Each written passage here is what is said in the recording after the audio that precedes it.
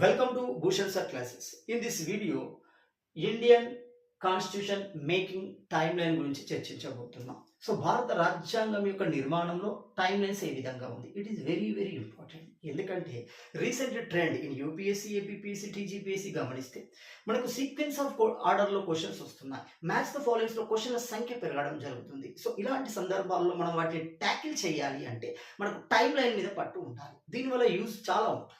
ఏంటి? ఒకటి, సబ్జెక్ట్ని క్విక్ రివిజన్ చేసుకోవడానికి అవకాశం క్రియేట్ అవుతుంది. రెండోది, సబ్జెక్ట్లో ఇంటర్లింక్ చేసుకోవడానికి, సబ్జెక్ట్ టు సబ్జెక్ట్ ఇంటర్లింక్ చేసుకోవడానికి, సబ్జెక్ట్లోని ఇంటర్ లెసన్స్ని ఇంటర్లింక్ చేసుకోవడానికి అవకాశం అనేది దొరుకుతుంది. అదేవిధంగా ఈ టైం లైన్ చదవడం ద్వారా మనకు ఒక హోప్ అనేది క్రియేట్ అవుతుంది, నాకు వచ్చు అనే భావన క్రియేట్ అవుతుంది. సో వెరీ వెరీ ఇంపార్టెంట్, బాగా గమనించండి. సో మరి ఇక్కడ ఇండియన్ కాన్స్టిట్యూషన్ అంటున్నాం. So before that, so what is the meaning of constitution? అసలు కాన్స్టిట్యూషన్ అంటే ఏంటి? So a basic law or fundamental law of a nation. ఒక దేశం యొక్క ఏమవుతుంది బేసిక్ లా లేదా ఫండమెంటల్ లా అని మనం ఏమంటున్నాం? కాన్స్టిట్యూషన్ అంటున్నాం. ఇంకా సింపుల్గా గమనిస్తే ఒక దేశం యొక్క తన అవసరాలకు అనుగుణంగా నియమించుకున్న లేదా రాసుకున్న రూల్స్ అండ్ రెగ్యులేషన్స్ మనము కాన్స్టిట్యూషన్ అంటున్నాం. సో ఈ కాన్స్టిట్యూషన్స్ మళ్ళీ రెండు రకాలుగా ఉంటాయి, return constitution, non return constitution అంటున్నాం. సో నాన్ రిటర్న్ కాన్స్టిట్యూషన్ అంటే ఎగ్జాంపుల్ బ్రిటన్ కాన్స్టిట్యూషన్ అవుతుంది. సో ఇలాంటి రాతపూర్వకమైన ఆధారాలు ఉండవు.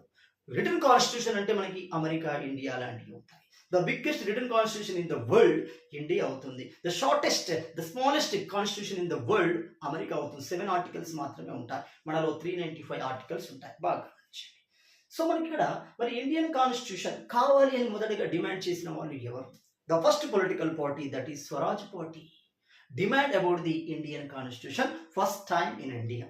సో భారతదేశంలో స్వరాజ్ పార్టీ భారత రాజ్యాంగం గురించి మొట్టమొదటిసారిగా ప్రశ్నలు లేవనెత్తడం జరిగింది, ఒక డిమాండ్ని లేవనెత్తడం జరిగింది. ఆ తర్వాత పర్సన్ కనుక గమనిస్తే M N Roy. Who is he? He was a famous communist leader, M N Roy. So he was the first person to demand about the Indian constitution. భారతదేశానికి రాజ్యాంగం అవసరము అనే ఒక డిమాండ్ క్రియేట్ చేసిన వ్యక్తి ఎంఎన్ రాయ్ అవుతున్నాడు. 1885 డిసెంబర్ అనగానే మనకు గుర్తొచ్చేది ఏంటి? So 1885 December, that means the formation of Indian National Congress. So Bharata Jatiya Congress మరి ఎప్పుడు ఈ డిమాండ్ లేవనెత్తింది? ఇన్ ద సెషన్ ఆఫ్ 1935, 1935 సందర్భంలో, ఐఎన్సి సెషన్ సందర్భంలో ఐఎన్సీ ఏం చేసింది? భారతదేశానికి రాజ్యాంగం కావాలి అని ఒక డిమాండ్ లేవనెత్తడం జరిగింది. In the year of 1935 INC session, INC raise our demand about the Indian constitution. ఇలా డిమాండ్ పెరుగుతూనే వచ్చింది, ప్రెజర్ పెరుగుతూనే వచ్చింది, బ్రిటిష్ మీద ప్రెజర్ పెరుగుతూనే వచ్చింది. So in the year of 1942 అనగానే మనకి ఏమవుతుంది? క్రిప్స్ ప్రపోజల్ కమింగ్ టు ఇండియా. భారతదేశానికి క్రిప్స్ ప్రపోజల్ వచ్చాయి. ఆ ప్రపోజల్లో భాగంగానే మనకు కాన్స్టిట్యూయెంట్ అసెంబ్లీ గురించి చర్చకు రావడం జరిగింది. కాన్స్టిట్యూయెంట్ అసెంబ్లీ గురించి మొదటిసారిగా ప్రస్తావించింది ఏంటి అంటే క్రిప్స్ proposal. It is the first proposal discuss about the constituent assembly. So ఆ తర్వాత మనకి క్యాబినెట్ మిషన్ ప్లాన్ అనేది ఏర్పడుతుంది 1946లో. సో 3 మెంబర్స్ ప్లాన్ లేదా ట్రై మెంబర్స్ ప్లాన్ అంటున్నాం, క్యాబినెట్ మిషన్ ప్లాన్ అంటున్నాం. దీని ప్రకారం మనకు కాన్స్టిట్యూయెంట్ అసెంబ్లీ అనేది ఫామ్ కావడం జరుగుతుంది. ఏ year? On the recommendation of constituent, on the recommendation of cabinet mission plan, in the year of 1946 July, constituent assembly formed in India. So మన constituent assembly అనేది ఎందుకు ఏర్పడింది? So how to making of constitution? So how to compose of constitution? How to design of constitution? So what is the need for the Indian citizens? భారతీయ పౌరులకి ఏ విధమైన హక్కులు, ఎలాంటి అంశాలు కావాలి అనే వాటిని చర్చించాలి. ఒక సంపూర్ణమైన కాన్స్టిట్యూషన్ రాయాలి. దానికోసమే కాన్స్టిట్యూయెంట్ అసెంబ్లీని ఫామ్ చేయడం జరిగింది. So finally constituent assembly formed in 1946 July on the recommendation of cabinet mission plan. So మరి ఇందులో ఉన్న మెంబర్స్ ఎవరు, ఏ విధంగా ఎలక్ట్ అయ్యారు? ఇది క్వశ్చన్. సో ఇండైరెక్ట్ ఎలక్షన్స్ అనేవి జరిగాయి. Indirect election, that means indirect elected by the provisional assembly నుండి. సో టోటల్ మెంబర్స్ గమనిస్తే 389 మెంబర్స్ ఉంటున్నారు. The total composition of constituent assembly 389 members. Out of the 389, 296 elected by the indirect elected. ఎక్కడ నుండి?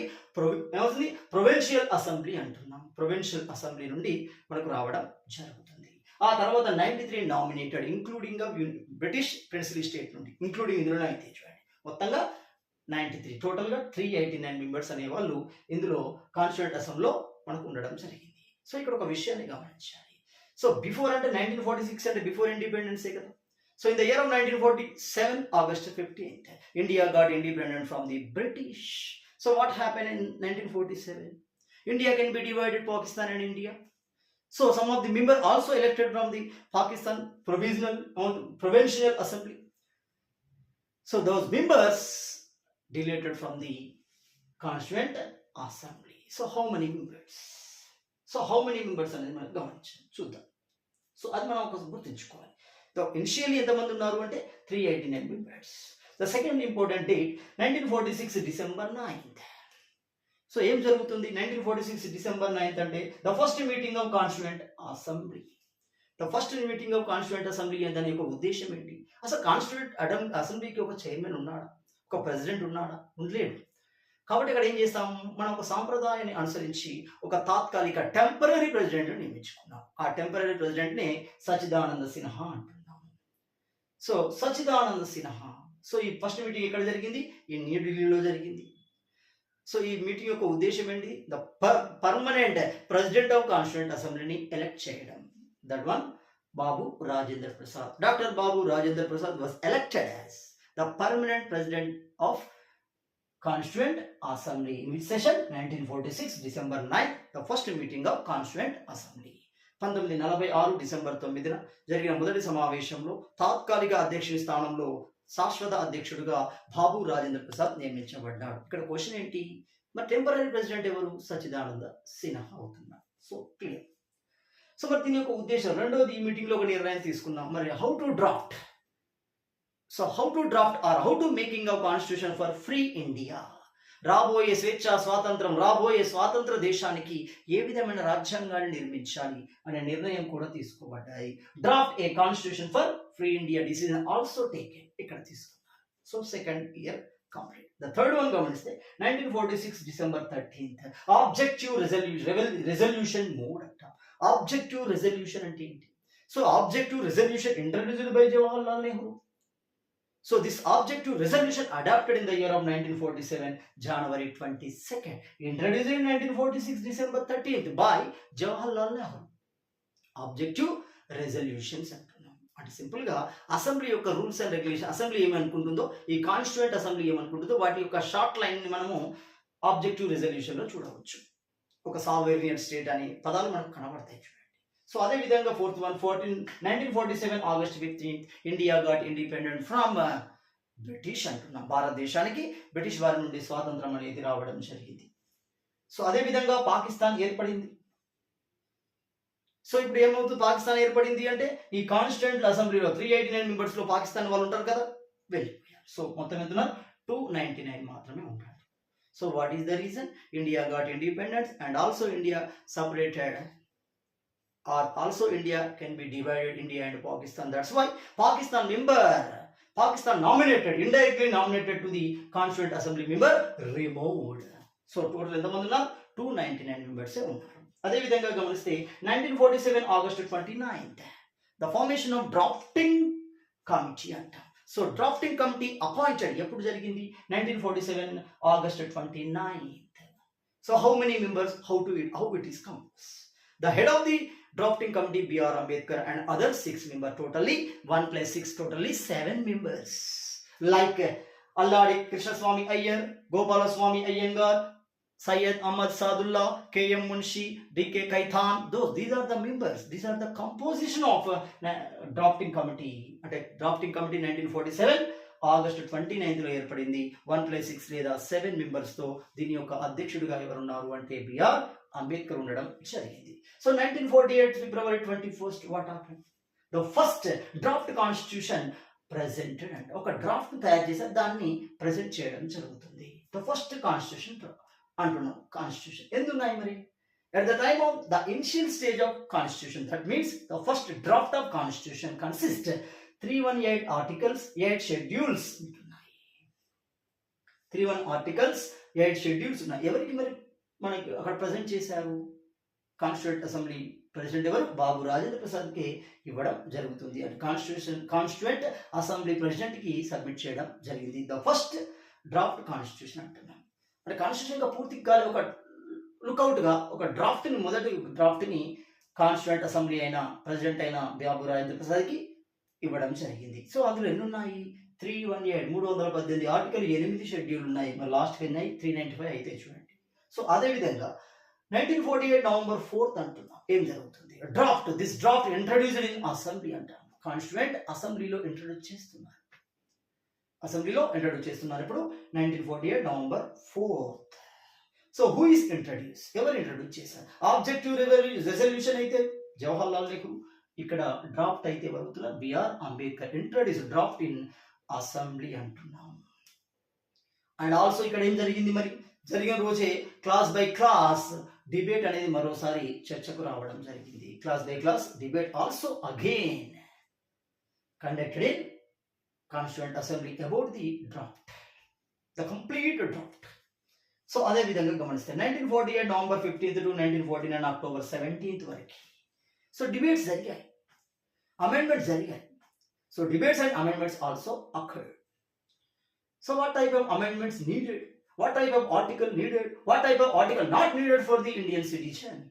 So this type of discussion, simple, so class by class, article by article, issue by issue, discussed or debated in between 1948 November 15th to 1949 October 17th మధ్య ఆ draft ఉన్న ప్రతి అంశం పైన, కావలసిన రాజ్యాంగ సవరణ పైన, ఆ ఆర్టికల్స్ పైన చర్చలు జరిగాయి, డిబేట్స్ అనేవి జరగడం జరిగింది. సో ఇక్కడ గమనిస్తే ఏ విధంగా జరిగింది? మొత్తం కాన్స్టిట్యూయెంట్ అసెంబ్లీ అనేది 11 సెషన్స్ ని 11 సెషన్లను సమావేశాలను నిర్వహించింది. సో 11 సమావేశాలు నిర్వహించడం ద్వారా 7635 7635 అమెండ్మెంట్స్ అనేవి వచ్చాయి. ఇందులో 2473 అడాప్ట్ అయ్యాయి. అమెండ్మెంట్స్ సవరణలు చూపించారు. ఎంత? 7635 అమెండ్మెంట్ చూపిస్తే 2473 అడాప్ట్ చేసుకోవడం జరిగింది. అంటే చూడండి, 1/3 తీసుకున్నారు. అదేవిధంగా టోటల్ డిబేట్స్ ఎన్ని రోజులు జరిగింది? 166 days. సో 166 days జరిగాయి. అందులో 114 days only discussion on debates on draft మీదనే జరిగాయి. మొత్తం 166 రోజులు వెచ్చిస్తే అందులో 114 రోజులు కేవలం డ్రాఫ్ట్ మీదనే చర్చలు జరిగాయి, డిబేట్స్ అనేవి జరగడం జరిగింది. 1949 November 26 constitution assembly adopted, not implemented, it is adopted only. 1949 November 26. So final revision జరిగిపోయింది. ఫైనల్ రివిజన్ డిస్కషన్ అయింది, పాస్ అయిపోయింది. సో ఎంతమంది మెంబర్ పార్టిసిపేట్ చేశారు? మొత్తం 299 ఉండాలి. సో 299లో 283 members also participated and final revision completed and passed the bill, passed the draft Indian constitution, draft of the Indian constitution. And also ఇక్కడ జరిగిన విషయం, ప్రియంబల్ 395 ఆర్టికల్స్ ఫైనలైజ్ చేశారు. భారత ప్రవేశికని, రాజ్యాంగ ప్రవేశికని లేదా ప్రియాంబుల్ని, అదేవిధంగా 395 ఆర్టికల్ని అక్కడ ఫైనలైజ్ చేయడం జరిగింది. అంతేకాకుండా ద కాన్స్టిట్యూయెంట్ అసెంబ్లీ ప్రెసిడెంట్ ఎవరు? Babu Rajendra Prasad signed on the draft, final draft మీద సంతకం చేశారు. సో చేశాడు. అందుకే ఈ రోజున మనం ఏమంటాం? కాన్స్టిట్యూషన్ డే అంటున్నాం. And November 26 also called as constitution day or Samvidhan Diwas అంటున్నాం. సో సంవిధాన్ దివస్ లేదా కాన్స్టిట్యూషన్ డే అంటే ఇప్పుడు 1949 నవంబర్ 26 ని కాన్స్టిట్యూషన్ డే లేదా సంవిధాన్ దివస్ అంటాం. ఎందుకంటే ఫైనల్ కాన్స్టిట్యూషన్ అనేది ఫైనలైజ్ అయిపోయింది, సైన్ చేయబడింది. అదే విధంగా గమనిస్తే 1950 జనవరి 24 ఫైనల్ సైన్. ఇప్పుడు మెంబర్స్ యొక్క సైన్ తీసుకోవాలి, అదే అప్రూవ్ చేశాక కదా మెంబర్ యొక్క సైన్ తీసుకోవాలి. అదే విధంగా నేషనల్ సింబల్ అడాప్ట్ అనేది కూడా జరిగింది. ఎప్పుడు? 1950 జనవరి 24. సో 2 కాపీస్ ఇచ్చారు, హిందీ అండ్ ఇంగ్లీష్లో 2 కాపీస్ ఇచ్చారు. ఆ రెండింటి మీద సంతకాలు చేశారు. అంతేకాకుండా national anthem, national song, national anthem Janaganamana, national song Vande Mataram. Vande Mataram wrote by Bankim Chandra Chatterjee, Janaganamana wrote by Rabindranath Thakur. ఇవి 2 యాక్సెప్ట్ చేయబడ్డాయి, అప్రూవ్ చేయబడడం జరిగింది. అదేవిధంగా Babu Rajendra Prasad elected as the first president of India. దేశానికి మొట్టమొదటి ప్రెసిడెంట్ గా ఈ సమావేశంలోనే ఎలక్ట్ చేయబడ్డాడు బాబు రాజేంద్ర ప్రసాద్. ఫైనల్ గా 1950 January 26 the constitution implemented in India.